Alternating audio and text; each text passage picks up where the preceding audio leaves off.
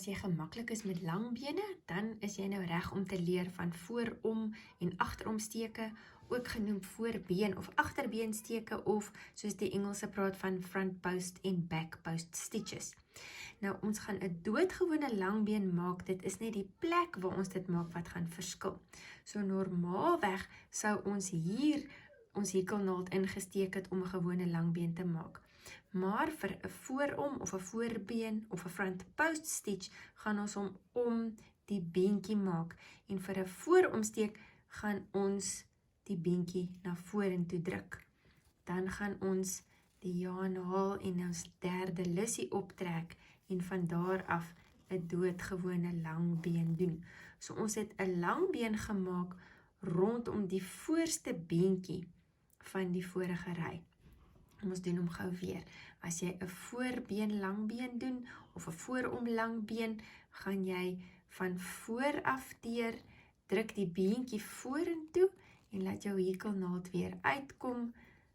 Gaan haal jou jaan en trek die derde lussie op en van hier af voltooi jy net 'n langbeen soos wat jy gewoond is om hom te maak. 'n laaste keer vir 'n voorbeen of 'n vooromsteek of 'n front post stitch gaan ons voor begin, druk die beentjie vorentoe en gaan haal jou jaan en voltooi jou langbeen soos normaalweg.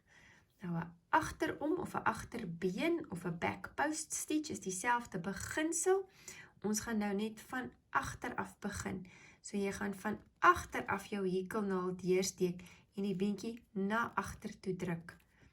En dan gaan jy weer jou jaan hak, sodat jy jou derde lussie kan optrek en nou voltooi jy net die langbeen soos normaalweg.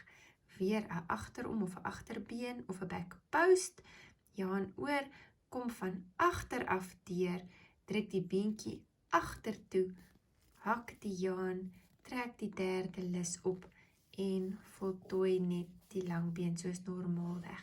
So wat gebeur is dat met 'n voorbeen of 'n vooromsteek lê die tekstuur aan die voorkant en met 'n agterom of agterbeensteek lê die tekstuur aan die agterkant.